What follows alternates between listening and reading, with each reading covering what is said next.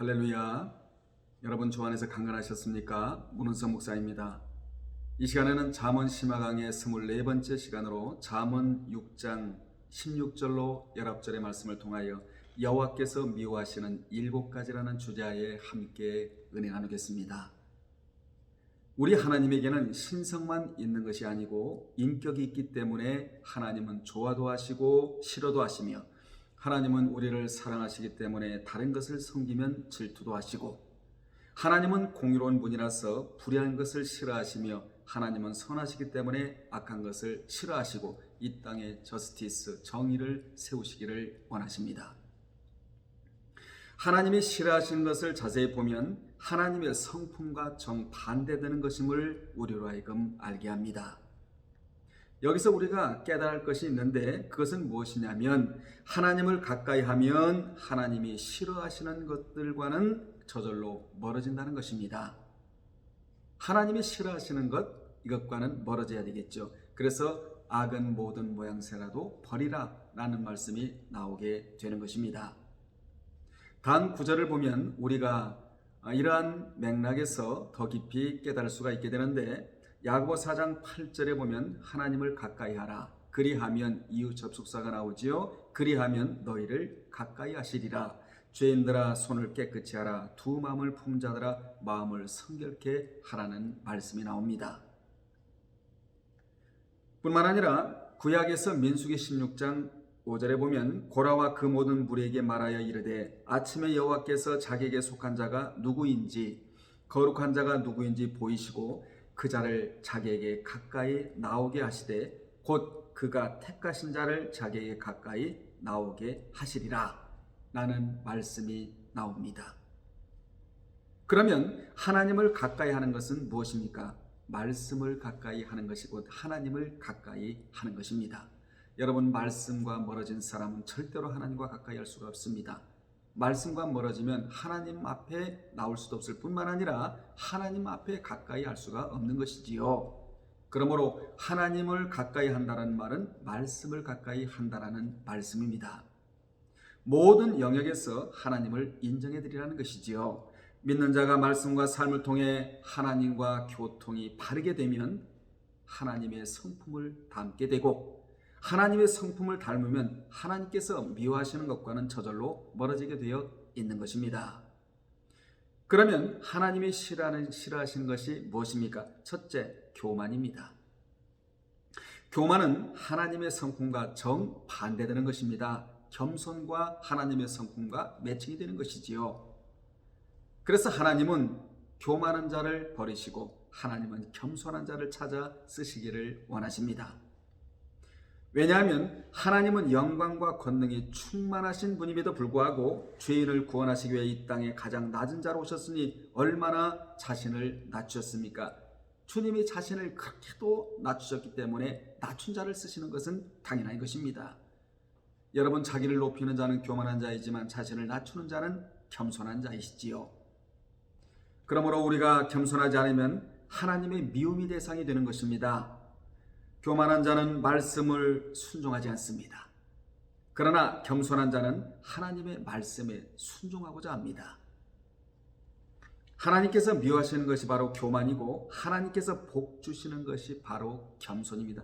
우리 하나님은 겸손한 자의 머리에 기름을 붓기를 원하시고 겸손한 자에게 복을 주시기를 그토록 원하십니다. 잠언 8장 13절에 이란 말씀이 나오는데, 여호와를 경외하는 것은 악을 미워하는 것이라, 나는 교만과 거만과 악한 행실과 패역한 입을 미워하시느니라. 그 다음에 이사야 2장 12절에 보면, 대저 만군의 여호와의 한날이 모든 교만 자와 거만 자와 자고한 자에게 임하여 그들로 낮아지게 하겠다라는 말씀이 나오게 되는 것입니다. 그러므로 우리는 맨 먼저 깊이 깨달아야 할 것은, 하나님은 교만한 자를 물리치시고 교만한 자는 절대로 하나님이 쓰시지 않고, 겸손한 자에게 기름을 부으시고 능력을 주시고 권능과 권세를 입히셔서 그 자를 쓰신다는 사실을 먼저 기억해야 합니다. 두 번째, 거짓된 혀입니다. 하나님께서 거짓된 혀를 미워하신다 라고 말씀하고 계시는데, 왜냐하면 하나님 자신이 진리이기 때문입니다. 그래서 믿는 자에게 있어서 정직은 생명입니다. 믿는 자는 하나님 앞에서나 사람 앞에서 진실해야 합니다. 하나님은 진실한 자와 정직한 자를 좋아하신다고 잠언 12장 19절에서 밝히셨는데, 거기에 보면 진실한 입술은 영원히 보존되거니와 거짓 혀는 눈 깜빡할 동안만 있을 뿐이니라 라는 말씀이 기록되어 있고, 19장 5절에 보면 거짓 증인은 벌을 면치 못할 것이요 거짓말을 내는 자도 피치 못하리라 라는 말씀이 기록되어 있습니다. 사람을 가르치고 지도할 때 무엇으로 해야 됩니까? 제일 많이 사용되는 도구가 바로 언어입니다. 그런데 가르치는 자가 거짓된 혀를 가지면 사람들에게 악영향만을 끼칠 뿐입니다. 듣기 좋은 말이나 아첨하는 말 속에는 언제나 거짓된 내용이 담겨 있기 마련인데, 그러므로 부족하면 부족한 대로 정직해야 합니다. 이런저런 핑계를 대지 말고 정직하게 자신의 부족을 인정하고 사과해야 되는 것이지요. 하나님께서는 그런 정직한 자를 쓰신다는 사실을 우리는 두 번째로 기억할 필요가 있습니다. 세 번째로 무죄한 자의 피를 흘리는 손인데, 무죄한 자의 피를 흘리는 손이란 말은 까닭없이 괴롭히는 것을 말합니다. 여러분, 우리가 세상을 살아가지만은 손으로 괴롭힘 당한 그런 부분이 얼마나 많고 혀로 괴롭힘 당하는 부분이 얼마나 많습니까? 혀로 괴롭힘을 당하는 것을 상처라고 말합니다.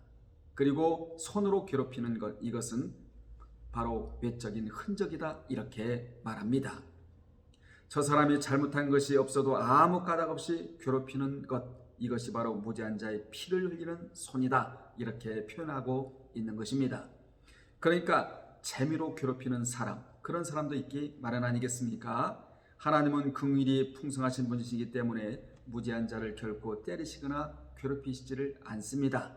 그러므로 우리는 혀를 조심해야 합니다. 그리고 손을 조심해야 하는 것이지요. 여러분, 예수를 믿게 되면 체행죄에서는 벗어나게 됩니다. 체행죄는 뭐냐면 손을 가지고 물리적인 행사를 했던 그런 부분이 있다면 이런 부분은 끊을 수가 있게 되는데, 아직도 우리는 심행죄를 짓고 있다는 사실에 놀라움을 금할 길이 없습니다. 심행죄는 무엇이냐면 마음으로 짓는 죄를 심행죄라고 말합니다. 이 심행죄는 보이지 않기 때문에 계속적으로 저도 누구 하나 그 자를 책망하거나 권면하거나 할 수가 없는 것이기 때문에 바로 우리가 속고 있는 부분이 이 심행죄입니다. 그래서 오늘 이 시간 우리 모두는 이 심행죄에서도 벗어나야 될 줄로 믿습니다. 네 번째로 악한 계교를 꾀하는 마음인데, 악한 일을 실행하기로 작정하고 이를 위해 주도 면밀하게 계획하는 것을 바로 악한 계교를 꾀하는 마음이다 이렇게 표현하고 있는 것입니다. 이런 마음을 가진 자는 자신이 하려는 것을 위해서라면 어떤 수단과 방법을 가리지 않습니다. 미가서 2장 1절에 침상에서 악을 꾀하며 간사를 경외하고 날이 밝으면 그 손에 힘이 있으므로 그것을 행하는 자는 화 있을진저, 즉 저주를 받을진저 라는 말씀이 기록되어 있고, 베드로서 2장 14절에 보면 음식이 가득한 눈을 가지고 범죄하기를 쉬지 아니하고 굳세지 못한 영혼들을 유혹하며 탐욕에 연단된 마음을 가진 자들이니 저주의 자식이라 라는 말씀이 같은 의미로 기록되어 있습니다. 다섯 번째입니다. 빨리 악으로 달려가는 발입니다. 악을 행하는 데 있어서 조금도 주저하지 않으며 심지어는 조금이라도 빨리 그 악한 계획을 이루기 위해 열심내는 것을 가리키는 말입니다. 그러므로 육체의 욕심을 우리는 성령의 검으로 잘라버려야 합니다. 이사야 59장 7절에 보면 그 발은 행악하게 빠르고 무죄한 죄를 흘리기에 신속하며 그 사상은 죄악의 사상이라 황폐와 파멸이 그 길에 끼쳐졌으며 라는 참으로 충격적인 말이 나옵니다. 뿐만 아니라 로마서 3장 15절에 보면 그 발은 피 흘리는데 빠른지라 라는 말씀이 나오는데, 우리는 악으로 달려가는 발을 중단시키고 여러분의 발등상 위에 생명의 씨앗이 얹어져 있으므로 이 씨앗을 나르는 그러한 디아스포라들이 되어야 합니다. 우리의 발등상 위에는 다른 것이 올려져 있으면 삶의 무게가 어깨로만 짓눌러지는 것이 아니라 이 발등을 짓누르기 때문에 인생의 발걸음 뛰는 데 있어서 얼마나 힘들고 어려운지 모릅니다. 그러므로 여러분의 발 위에는 다른 것이 올려져 있으면 안 되고 생명의 씨앗이라고 하는 복음의 말씀, 복음만이 여러분 발 위에 올려져 있음으로 말미암아 이 복음을 전달하는 거룩한 전달자들이 되어야 합니다. 여섯 번째입니다. 거짓을 말하는 망령된 증인입니다. 거짓말 중에서도 공개적인 증인의 자리에서 사실이 아닌 것을 증언하는 것은 모든 사람을 속이는 악행으로서 무고한 사람의 명예와 소유와 생명, 그리고 더 나아가서 그 가족과 주변 사람들에게 돌이킬 수 없는 상처와 손해를 끼치는 악이 됩니다. 이를 잠언 12장 17절에서 진리를 말하는 자는 그 의를 나타내어도 거짓 증인은 비유를 말하느니라 라는 말씀이 나오게 되고요.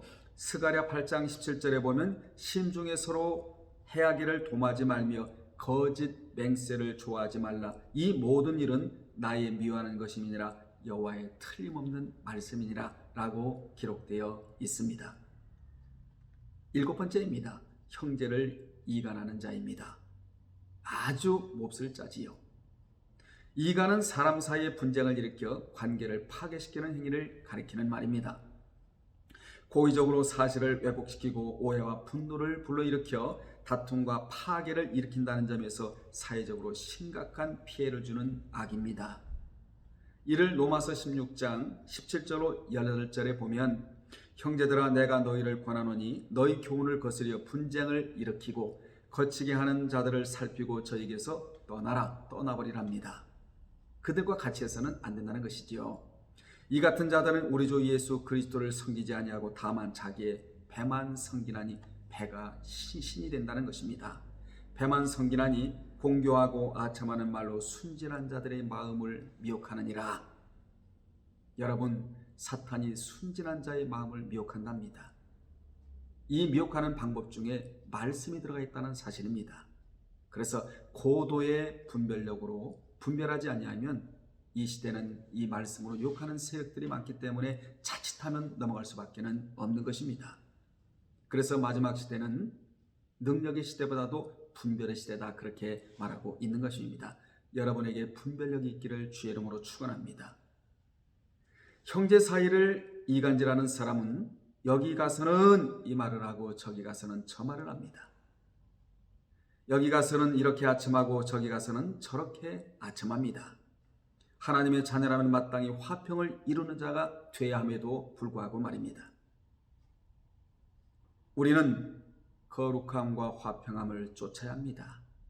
그런 자들이 아들입니다. 이런 자들이 천국에 가서 기업을 차지하고 주님을 가까이서 뵐 수 있는 자라고 히브리서 12장에 자세히 기록되어 나오지 않습니까? 우리는 성화의 삶을 살아야 합니다. 이런 자들은 절대로 형제를 이간시키거나 그리고 하나님께 미움받을 대상이 아닌 것입니다. 그러므로 우리들도 형제를 화평케 할지언정 이간질을 해서 하나님의 미움을 받는 그런 자가 되어서는 안 됩니다.